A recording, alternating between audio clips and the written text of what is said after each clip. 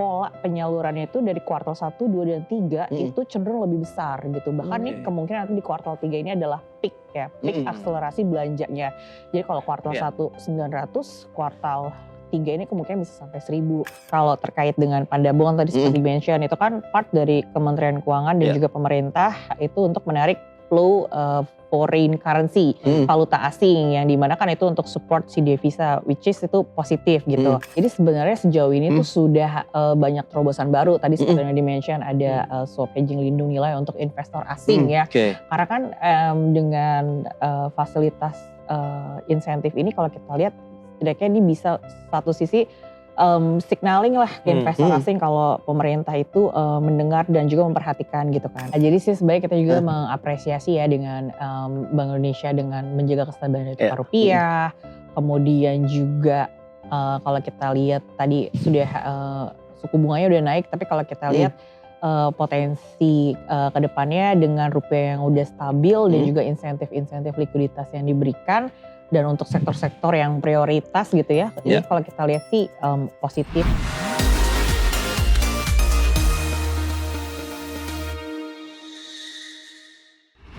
Tanggal 14 Agustus nanti kan Presiden Prabowo akan menyampaikan nota keuangan nih. Kita akan melihat secara langsung postur-postur yang akan ditetapkan di RAPBN 2027 nanti. Nah, penasaran banget nih Pras, kira-kira bakal apa aja yang bakal masuk ke postur APBN nanti ya?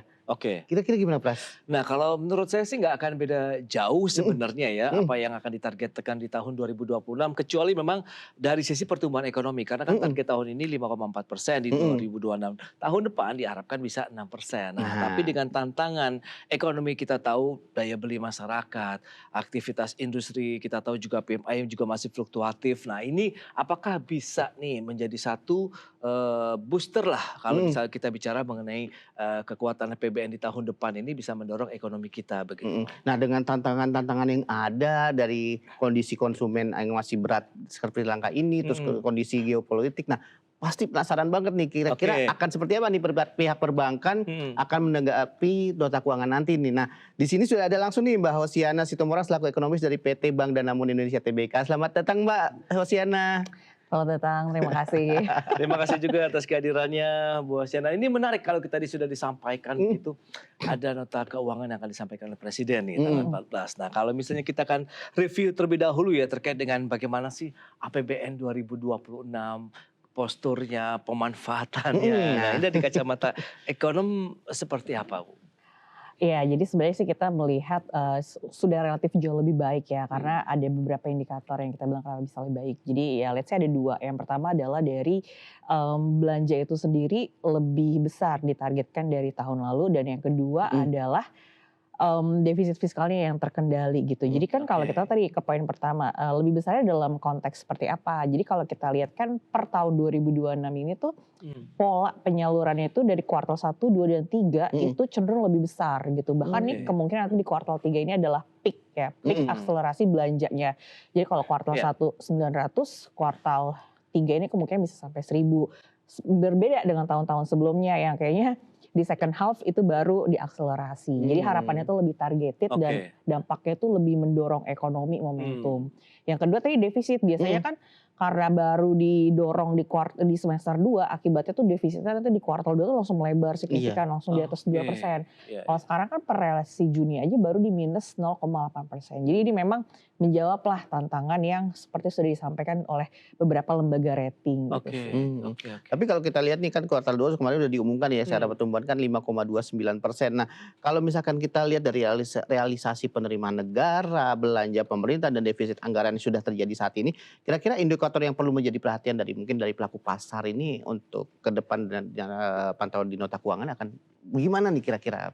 Iya, pasti ada beberapa hal ya. Jadi yang pertama yang pasti itu adalah berapa besar nanti gross issuance yang akan diterbitkan oleh pemerintah. Jadi karena ini kan menyangkut apakah ada potensi crowding out effect. Jadi gross issuance itu adalah berapa nanti surat utang yang diterbitkan oleh pemerintah dan bagaimana tadi target defisit. Karena kan kalau target defisit sudah disampaikan sebelumnya ya pada RAPBN 1,8 sampai 2,4. Nah ini adalah indikasi yang positif gitu. Nah jadi yang kita masih menanti adalah nanti secara detail gross issuance-nya, dan satu lagi yang keduanya lagi itu adalah kalau kita lihat nanti target yield dari pemerintahnya itu akan seperti apa. Karena kan ingin menaikkan imbal hasil gitu. Nah ini juga sih. Tapi kalau kita cermati dengan pergerakan imbal hasil pasar surat utang kita dari Buasjana sendiri melihat ini cukup kompetitif nggak sih? Atau justru akhirnya akan membebani cost of fund-nya sendiri dari pemerintah? Iya, jadi kan memang sebenarnya ini masih relatif per hari ini ya. Jadi kan yield obligasi itu kan bisa acuannya itu di 10 tahun ya, 10 years. Nah kalau kita lihat di pekan lalu tuh sempat 7,3 itu karena salah satunya pengaruh global ya. Ya harga minyaknya naik, antisipasi inflasi US gitu kan. Nah tapi karena rilis tenaga kerja US-nya pun di bawah ekspektasi, makanya rupiahnya bisa menguat dan ada inflow asing masuk ke bonds gitu. Dan sekarang 10 years kita yieldnya tuh ada di kisaran 7,2 gitu. Means menguat dari 7,3 dia ke 7,2 artinya ini salah satu indikator yang positif dan masih relatif dekat dengan target pemerintah di 7%. Nah kalau kita ngeliat kan yield obligasi kita udah agak meningkat ya kalau misalnya dibandingkan mungkin sebelum-sebelumnya. Nah kalau di kondisi pasar sendiri untuk pasar yield pasar obligasi Indonesia sudah seperti apa? Ada peningkatan, ada ketertarikan kah? Atau kan kita udah buat ya Pak, ada bond merah putih bond, ada panda bond, terus mungkin akan ada beberapa bond lagi nih. Kira-kira kalau dari pihak perbankan akan seperti apa menanggapi itu? Iya, kita sih menyebut ini sebagai hal yang positif ya, karena kan diversifikasi pada instrumen, berarti kan nanti kita juga punya beberapa ragam produk gitu yang bisa ditawarkan. Nah tapi balik lagi sih, kalau terkait dengan Panda Bond tadi seperti mention, itu kan part dari Kementerian Keuangan dan juga pemerintah itu untuk menarik flow foreign currency, valuta asing, yang dimana kan itu untuk support si devisa, which is itu positif gitu. Nah terus kalau kita lihat sih secara keseluruhan ya sebenarnya koordinasi pemerintah udah solid ya, karena Pak Purbaya sendiri dengan beberapa ragam kebijakannya misalnya kayak sempat menaruh sal pemerintah gitu ya, balik ke perbankan yang tadinya sempat nggak boleh untuk beli bond sekarang udah diperbolehkan untuk beli. Itu adalah bentuk dari tanggung jawab pemerintah gitu ya untuk menjaga kestabilan di instrumen di pasar keuangan. Dan yang kedua adalah Bank Indonesia sendiri kan memberikan insentif, ada namanya swap hedging falas untuk investor asing. Nah ini kalau kita lihat yang mendukung flow balik lagi investor asing masuk ke instrumen domestik. Terlepas tadi imbal hasilnya yang udah diberikan jauh lebih menarik. Itu dari pasar surat utang. Tapi kalau kita lihat bicara mengenai bagaimana postur APBN 2027, kesehatan dan kekuatan fiskal kita. Apakah Anda melihat tahun ini bisa jadi pondasi yang kuat gak sih kalau kita ingin menuju 2027? Karena kan nanti akan disampaikan Presiden ini pasti akan target-target baru gitu kan. Itu gimana Bu? Iya, pasti sih kita melihat ada 3 poin penting ya. Yang pertama adalah tadi kan dari defisitnya sendiri. Itu kan dipengaruhi oleh 2 hal yang paling sederhana, yaitu penerimaan dan belanja. Kalau belanja kan kita udah lihat komitmen pemerintah gitu ya, melakukan realokasi dan refocusing gitu kan. Nah terus juga bagaimana mengelola subsidi yang lebih tepat sasaran. Nah terus yang kedua adalah tadi kalau kita lihat, tadi kalau pertama adalah fiscal deficit, terus juga yang kedua itu adalah kalau kita lihat dari sisi bagaimana si pemerintah ini nanti secara realistis bisa menyampaikan target penerimaannya itu dari mana gitu. Sumber-sumbernya ya tambahnya. Iya, karena kalau belanja yang mau dinaikin lagi seperti di RAPBN tuh 12%, yang kita lihat adalah ternyata dari sisi penerimaannya memang diperbaiki, tapi ini kan masih polanya restitusi pajak yang masih relatif tertahan. Apakah nanti dengan adanya ini poin yang ketiga ya, apakah game changer, karena kan si Danantara Sumber Daya ini kan akan beroperasi katanya kemungkinan full itu di 1 Januari 2027. Sementara dari Juli September ini kan mulai transisinya gitu. Nah ini ya kalau kita lihat apakah si peranan Danantara Sumber Daya ini itu bisa tadi menaikkan volume ekspor, kemudian menghilangkan under invoicing ya, pada akhirnya tuh ke penerimaan negara itu bersumber ke peningkatan PNBP, penerimaan negara bukan pajak. Itu sih, karena kalau misalnya itu bisa memperbaiki dari sisi penerimaan, pasti kan nanti dari sisi defisitnya bisa terkendali seiring target belanjanya yang Nah bicara tadi ya penerimaan ini menarik juga nih. Kalau dari sisi penerimaan kan kalau kita lihat semoga ya PT Danantara Sumber Daya Energi bisa memberikan dampak yang luar biasa terhadap penerimaan. Tapi sebenarnya kalau selain dari itu selama sampai dengan 2026 ini kira-kira apa aja yang kita bisa masukin penerimaan yang bisa potensi yang mungkin bisa kita tarik gitu untuk meningkatkan mungkin untuk mengurangi defisit lah. intinya? Wah ini sebenarnya pertanyaan berat ya. Iya. Karena ini tugasnya Pak Menkyu sebenarnya. Iya. Tapi siapa tahu kan bisa memberikan masukan juga. Iya. Jadi sebenarnya sih kalau kita lihat adalah dari optimalisasi di penerimaan negara bukan pajak ya. Karena kalau hanya dari penerimaan pajak aja tuh relatif tantangannya banyak karena ada trade-off-nya. Kalau semakin menggerus dari kelompok pekerja, pasti kan middle class-nya semakin tertekan. Sementara kalau terus menaikkan pajak untuk mereka yang high net worth, itu kan juga ada potensi mereka malah kabur dari Indonesia. Jadi intinya kalau kita lihat mungkin mengoptimalkan dari penerimaan negara bukan pajak itu sih.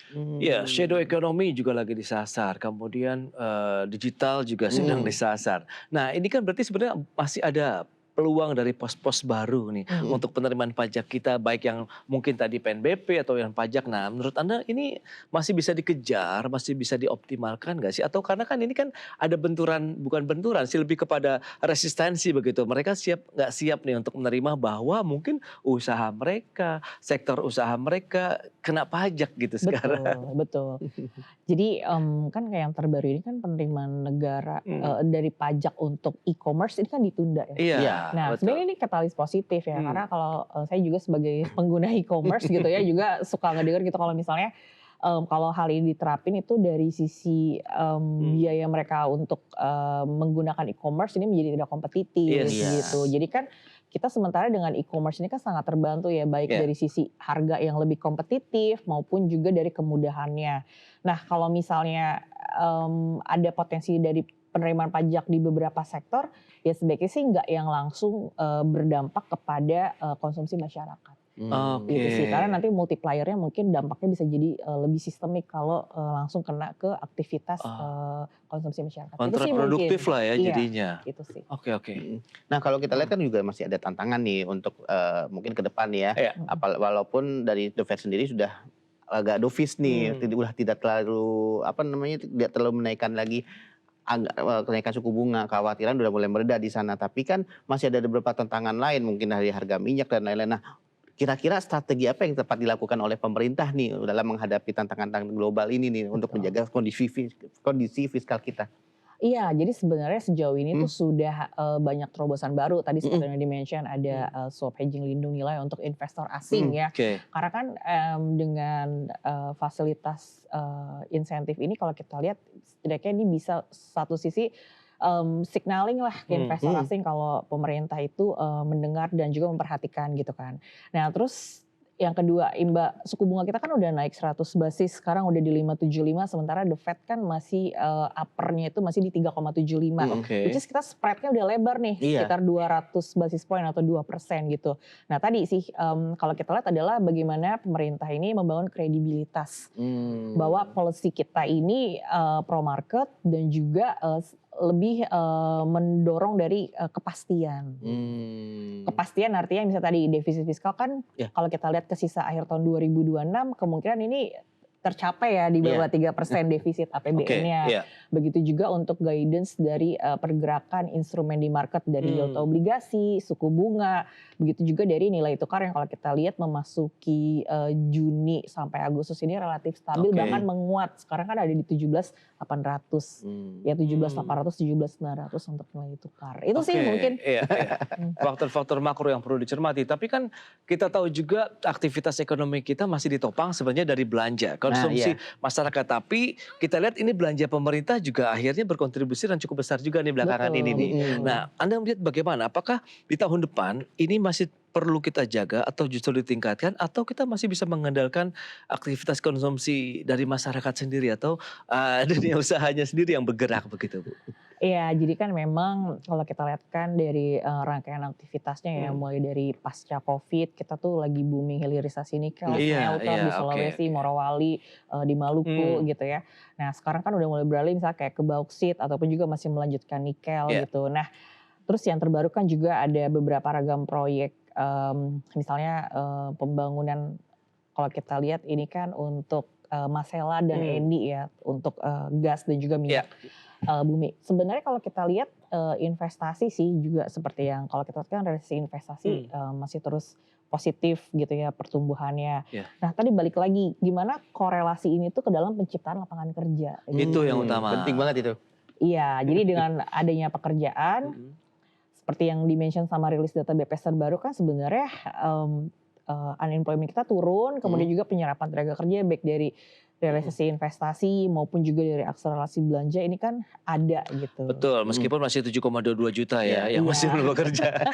Jadi ini yang kalau kita lihat akhirnya memberikan keyakinan buat masyarakat. Karena kalau masyarakatnya pesimis, kan mereka nggak akan mau spending. Tapi kalau mereka yakin, oh kita masih bisa bekerja nih, so mereka pasti akan melakukan konsumsi.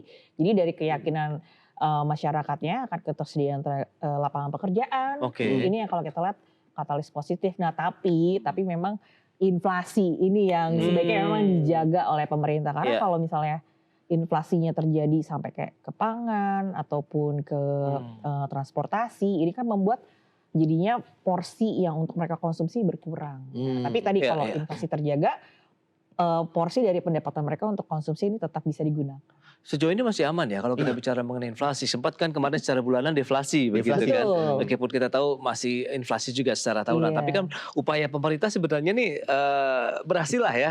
Kalau kita bicara mengenai inflasi pangan yang memang berkontribusi besar terhadap laju inflasi. Tapi kalau kita kaitkan lagi begitu dengan tadi penerimaan negara, belanja pemerintah. Kan intinya bicara mengenai kemampuan masyarakat tadi. Kalau bicara pencipta lapangan kerja sendiri, itu sektor mana sih yang masih bisa diandalkan? Karena kan kita tahu banyak sektor padat karya juga kemarin ya harus goyang juga masih struggling, bahkan ada yang tumbang juga begitu.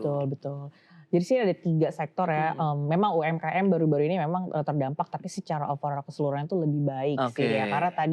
Karena kan belanja pemerintah kan menyasar ke segmen yang kelas menengah ke bawah. Jadi kan pekerja yang kalau kita sebut namanya precarious, ya memang bukan yang permanen. Tapi kalau kita lihat mereka yang secara dapat income tuh kayak kemungkinan besar 70-80% itu akan di spending. Jadi kan ini yang menggerakkan ekonomi dari bawah bergerak sampai ke atas gitu. Karena kan kalau yang upper middle ya mereka stable job dan juga punya porsi tabungan yang relatif lebih besar. Nah terus yang kedua itu ketiga ya tadi yang pertama UMKM, kedua precarious, terus yang ketiga adalah sektor industri kreatif sih. Oh industri kreatif ya. Nah tadi menarik nih bicara dari soal kredibilitas ya untuk dari pemerintah yang dilakukan agar bisa mendorong nih untuk investor-investor asing, mungkin investor lokal atau mungkin investor asing agar masuk ke Indonesia nih. Kira-kira gimana cara pemerintah supaya bisa membangun kredibilitas fiskal melalui RPBN nanti 2027 nanti agar tetap menarik nih, nggak hanya dari investor lokal aja tapi juga asing bisa masuk ke Indonesia nih, gimana? Ya mungkin tantangannya adalah menjawab 2 hal ya. Yang pertama tuh bagaimana kita bisa meyakinkan satu lembaga MSCI. Karena kan kita masih ditunda-tunda terus gitu kan. Apakah kita tetap berada di emerging market kan. Kayaknya kalau itu udah kita tetap bisa pertahankan, pastinya asing akan bisa balik masuk ya. Karena didukung tadi pemerintah juga komit untuk jaga defisit, untuk jaga nilai kestabilan makro. Dan yang kedua adalah bagaimana kita juga melengkapi apa yang diminta oleh lembaga rating. Baik dari kita memperbaiki porsi utang pemerintah terhadap pendapatan, bagaimana kita memperluas basis pendapatan negara, dan juga mengelola dari belanja kita yang berkualitas untuk mendorong pertumbuhan. Mungkin menurut saya sesederhananya sih 2 hal yang susah tadi ya. Itu susah banget ya. 2 tapi susah begitu. Nah ini kan berarti apa ya, bicara koordinasi, kemudian bagaimana integrasi antar pemangku kepentingan lah ya di sektor keuangan, jasa keuangan, fiskal, moneter. Tapi kan sebenarnya ini sudah ditegaskan oleh pemerintah. KSSK kemarin juga menyatakan koordinasi kita makin solid begitu ya. Fiskal, kemudian bagaimana dengan sektor keuangannya juga. Ini kan sebenarnya sudah oke nih ramuan-ramuan kebijakannya. Atau belum mujarab atau belum tepat sasaran sih sebenarnya? Sepertinya kita memang masih perlu waktu sih ya. Karena yang pertama sih kalau kita lihat dengan kita lihat penunjukannya Bu Destri ini kan langsung market tuh bereaksinya positif gitu. Betul. Kita lihat dari sisi nilai tukar rupiahnya sendiri ya. Karena ini kan part dari keseluruhan ekonomi kita, salah satu yang paling utama gitu. Itu sih. Dan yang kedua juga kalau kita lihat dengan ragam instrumen yang diterapkan oleh Bank Indonesia, sebenarnya investor asing di obligasi pemerintah itu juga udah perlahan masuk di tengah globalnya itu tuh lagi mengalami kenaikan yield. Jadi ini ada suatu tendensi bahwa sebenarnya kepercayaan itu udah mulai kembali ke Indonesia. Cuma ya memang masih perlu waktu. Ya mungkin menanti dari 17 Agustus mendatang Nah, itu atau dia. beberapa ragam seperti keputusan emisi. Ya, instrumen SRBI juga ini nampaknya cukup berhasil ya. Betul. Agak Oke, kuat oke. juga nih SRBI ya. Betul. Nah kalau misalkan kita lihat tadi kan dari segi penerimaan nih. Iya. Kalau kita lihat dari segi belanja, kira-kira anggaran pemerintah yang untuk memberikan dampak terhadap masyarakat, mungkin multiplier effect ya. Kira-kira apa saja sektor yang mungkin harus diperhatikan oleh pemerintah supaya ini bisa mendorong masyarakat nih, daya belanja masyarakat bisa meningkat lagi nih. Iya, terus sebenarnya kan kalau di 2026 ini kan fokusnya itu Asta Cita ya, 8 prioritas program dan Iya, sebenarnya nggak jauh beda juga 2027 seperti Iya. di-mention juga Iya. 8 program. Nah sebenarnya sih overall kalau kita lihat dampaknya positif. Yang paling gampang kita lihat adalah dari penjualan otomotif, baik mobil maupun motor. Ini Double kan- digit tumbuhnya itu. Iya, Iya melejit banget. ini kan ditopang oleh ya tadi masyarakat yang udah punya pekerjaan karena Iya. adanya akselerasi program pemerintah. Jadi Oke. kalau akselerasi programnya itu tepat sasaran, seperti apa yang terjadi ya cuma memang mungkin dari sisi pengawasan dan juga memang kalau kita harapkan ke depannya ya benar-benar nggak ada ya seperti yang terjadi misalnya korupsi ataupun itu mungkin harapannya udah nggak ada lagi. Nah ini yang kalau kita lihat jadi full tersalurkan untuk mendorong aktivitas masyarakat. Nah, kalau dari kacamata langsung lagi-lagi nih Bu Osyana, 2027 kita akan lebih smooth nggak sih dengan beragam upaya yang sudah dilakukan sampai dengan hari ini di semester kedua pemerintah juga akan membanjiri stimulus ekonomi begitu, meskipun banyak pihak masih berharap ini tidak berdampak hanya jangka pendek nih, Iya. maunya sih jangka panjang sekali gitu. Betul, Nah itu betul. gimana Bu? Iya balik lagi sih ya gimana kalau kita lihat aktivitas ekonominya itu tadi kalau kita sih kalau sebenarnya menyangkut dari sisi konsumsi dan juga dari sisi misalnya kayak hilirisasi. Nah cuma kan yang masih menjadi tantangan itu adalah ya memang kita akui ada kompetisi antara masyarakat Indonesia dengan warga negara asing gitu ya. Nah tapi balik lagi kalau kita lihat dari sisi nanti kalau sumber daya manusianya sudah lebih baik, kita memang udah siap untuk alih teknologi, menurut saya sih untuk dari sisi otomotif ini menjanjikan ya. Karena kan kita lihat sendiri ya ragam pabrik EV yang harus bikin pabrik di Indonesia karena TKDN itu kan pasti menyerap tenaga kerja. Dan yang kedua adalah data center atau AI related. Seperti kayak negara-negara tetangga kita di ASEAN kayak Singapura, Malaysia, atau seperti Taiwan. Walaupun ini memang masih menjadi tantangan dan kita pun masih bertanya-tanya apakah Indonesia mampu. Tapi kalau kita lihat dari geliatnya sebenarnya untuk data center dan AI related ini udah mulai spill over sih ke apa yang tercermin di ekonomi kita kuartal 2 dan juga digital ekonomi dan juga nanti industri kreatif. Itu sih. Itu juga tantangan juga tuh kan kalau misalkan di lapangan walaupun buat pabrik di Indonesia kan masih banyak tuh namanya pungli-pungli. Nah, itu yang berbahaya yang harus dihapuskan kan.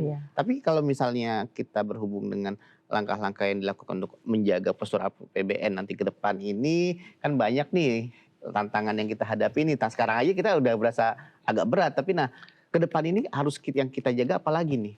Yang untuk postur APBN agar fiskal kita tetap sehat terus nih. Iya, yang pasti tadi mungkin dari sisi ini mungkin pemanisnya, tapi ini yang hal yang penting yaitu subsidi ya. Dan juga kalau kita lihat bagaimana peranan dari fiskal sendiri tadi menjaga inflasi. Karena jangan sampai, kan kita tahu misalnya kayak di tengah gangguan supply chain energi. Nah itu. Mungkin akan terus juga ada El Nino. Mungkin jadi tantangan bagaimana pupuk, bagaimana infrastruktur. El Nino Godzilla lagi. Iya, nah ini mungkin hal-hal yang sebenarnya kayaknya relatif jauh dari hiruk pikuk market. Tapi dekat dengan masyarakat gitu. Karena kan menyangkut konsumsi dan harga pangan gitu. Jadi salah satunya mungkin itu sih. Tapi kalau misalkan kebanyakan subsidi apa itu nggak memberatkan juga nih untuk ada postur APBN kita nih nantinya. Betul. Tapi kalau kita lihat seperti harga BBM Pertalite ya, ini kalau kita lihat dan juga Pertamax ataupun Pertamax Turbo yang diturunkan walaupun harganya secara year on year itu masih naik, tapi kan diturunin ya beberapa kali ya untuk yang Pertamax Turbo ataupun ini harga Pertamax per 1 Agustus kemarin. Sebenarnya itu adalah suatu indikasi positif di mana pemerintah mau jaga daya beli dan kita sangat apresiasi itu. Yes, nah itu dia. Bicara postur 2027 ada optimisme, ada harapan, ada tantangan juga. Nah kalau Bu Osyana lebih fokus bottleneck-nya di mana sih yang harus dipecahkan begitu. Mengingatkan ya sebenarnya tantangan gak jauh beda sih ya. Antara 2026, 2027. Faktor global ini masih akan mendominasi. Nah kalau kita lihat ini kan masih jadi tantangan. bicara mengenai trust, tadi kalau bicara misalnya investasi yang Bu Hosiana sampaikan kan mereka akan melihat lagi nih Indonesia akan seberapa serius sih untuk menjaga ekonominya sendiri begitu. Betul. Ya, jadi yang pertama adalah tadi komitmen membangun trust ya. Karena kan beberapa lembaga rating itu kan melihat bagaimana dari sisi belanja terhadap penerimaan. Dan kita lihat kan komitmennya itu signifikan membaik. Karena defisit kita aja minus 0,7%. Mungkin dari situ dulu sih hal yang paling sederhana yang setiap tahun dilakukan oleh pemerintah belanja dan penerimaan gitu.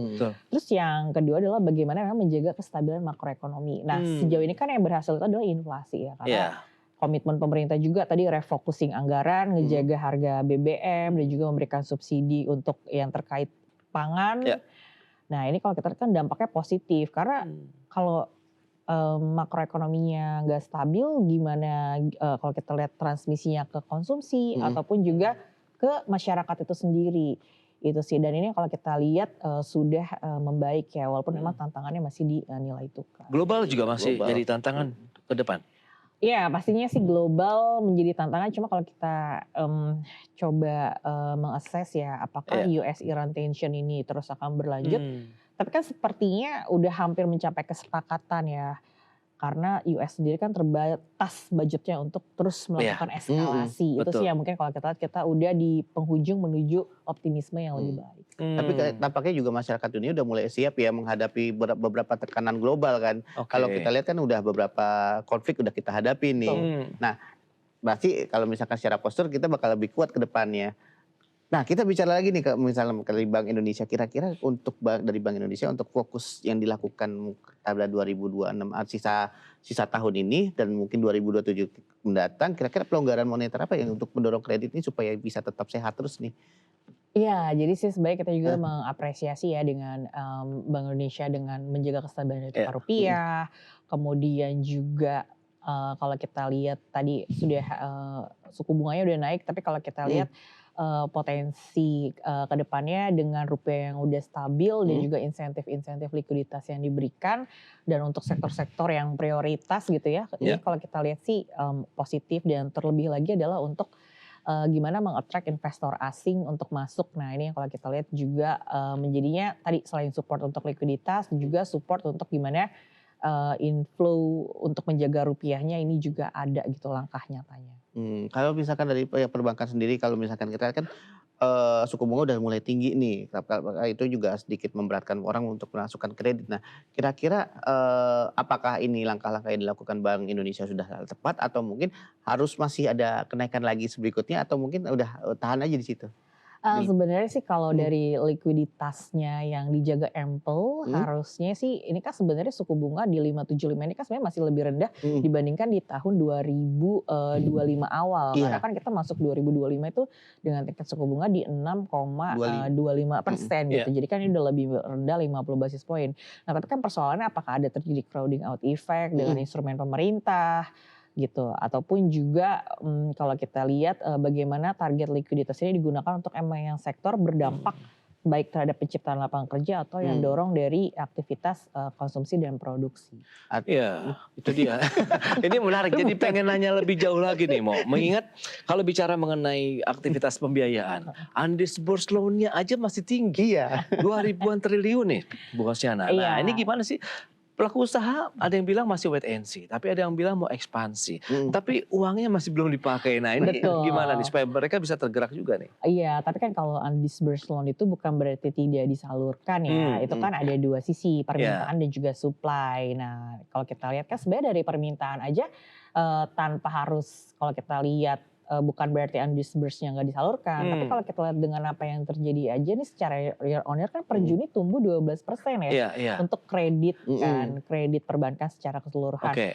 Walaupun kita lihat lagi bagaimana nanti nggak hanya kredit di investasi aja yang tumbuh. Tapi juga kredit konsumsi untuk motor, otomotif, mobil ataupun perumahan. Nah baik lagi ini kan ditopang dari ya ayam dulu, telur dulu atau kerja dulu, konsumsi dulu. Nah ini yang kalau kita lihat mana nih yang mau didorong oleh pemerintah ke depan. Itu dia konsumsi, kemudian penciptaan lapangan kerja. Lagi-lagi bicara mengenai bauran-bauran kebijakan lagi. Optimisme Bu Hosiana tahun depan? Iya harusnya sih kalau kita lihat dengan arah kepastian yang sudah maksudnya pemerintah udah sadar bagaimana maksudnya untuk bereaksi baik secara global ataupun dengan prioritas di domestik. Harapannya sih nilai tukar kalau kita lihat stabil. Dan yang kedua adalah nggak hanya stabilitas makroekonomi tapi juga secara politik. Politik yang paling utama. Rupiah itu utama tuh, stabilitas.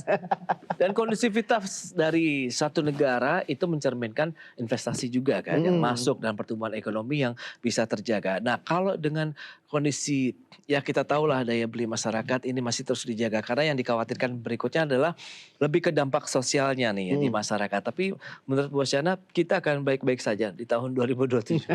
Iya, karena sih kalau kita lihat ya di 2026 aja kan PR-PR beratnya ini udah relatif setengah tuh udah beres kayak misalnya gimana belanja tetap naik tapi defisit nggak melebar.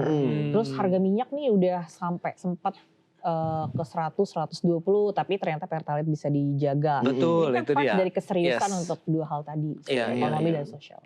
Itu dia, berarti memang udah berhasil juga. Dalam artian pemerintah juga sudah menyatakan akan tetap dijaga nih BBM yang bersubsidi dan semoga sih benar-benar dijagain tuh sampai dengan akhir tahun. Dan lain-lain kan juga subsidi-subsidi atau mungkin bauran-bauran yang dilakukan oleh pemerintah juga udah berjalan sangka kan. Karena untuk mendorong sisi konsumsi dari masyarakat sendiri, gimana caranya mereka bisa tetap berbelanja. Tapi masalahnya juga kan dunia usaha masih nahan-nahan juga nih. Karena kan kalau bisa, walaupun kemarin ya secara PMI manufaktur kita mengalami sedikit kenaikan. Ya 50, sekian. Iya. Nah, oke lah masih aman. Nah ini secara regulasi sendiri kan harus kita tetapkan lagi nih. Gimana caranya supaya dunia usaha bisa mendorong lagi nih, ekspansi lagi. Nah kira-kira untuk mendorong dunia usaha supaya misalkan bisa membelanjakan ekspansinya atau investasinya atau mungkin langkah-langkah yang dilakukan dunia usaha agar dilakukan pemerintah supaya bisa mereka berbelanja lah istilahnya. Itu kira-kira apa yang langkah yang tepat? Iya, tadi sih ya keyakinan ya. Keyakinannya dalam hal misalnya gini, kalau kita lihat sih emang kenapa waktu di bulan Juni ya kan, Juli ini udah berhasil ekspansif. Kita lihat di Mei dan Juni ini kontraksi yang 49 langsung ke 46. Itu karena dua hal sih, karena harga minyak di global saat itu kan harga minyaknya sempat di atas 100, 110. Jadi orang gimana dia mau beraktivitas produksi kalau secara operasionalnya aja udah cost-nya membengkak, pasti mereka menahan. Nah terus yang kedua kan juga dari nilai tukarnya yang saat itu tuh lagi langsung melonjak ya depresiasinya. Nah ini yang kalau kita lihat jadinya mereka ya wait and see. Kalau badainya udah lewat, harusnya dengan semua ragam stimulus dan juga kebijakan ini kalau kita lihat harusnya udah mulai relatif membaik. Tapi kira-kira kita butuh stimulus lagi nggak sih untuk dunia usaha? Iya sebenarnya sih kalau kita lihat tadi ya dengan ngejaga karena saya dari sisi perbankan adalah bagaimana likuiditasnya sih. Karena likuiditas itu artinya gini Mas. Jadi kalau misalnya dana yang beredar di sistem keuangannya ini tercukupi gitu ya. Jadi kita nih untuk ngambil porsi-porsinya untuk menyalurkan ke masyarakat itu nggak perlu bersaing sangat maksudnya sangat sulit gitu. Karena apa? Harga yang dibayarkan itu adalah tadi kita harus mengcounternya dengan imbal hasil yang menarik supaya kita dapat likuiditas tersebut. Tapi kalau likuiditasnya dijaga ample, artinya kan kita bisa menyalurkannya kepada masyarakat itu dengan suku bunga juga yang lebih baik gitu. Itu sih banyak ya. Wah, jadi ya memang banyak hal yang perlu dicermati meskipun kita tahu ada beberapa data ya dari survei konsumen Bank Indonesia, indeks keyakinan konsumen ini memang masih optimis. Tapi kecenderungannya turun nih dari Januari. Kemudian ekspektasinya juga cenderung turun. Nah, ini akan berdampak nggak sih terkait dengan aktivitas ekonomi masyarakatnya, aktivitas konsumsi juga kita begitu paling tidak sampai dengan akhir tahun nih.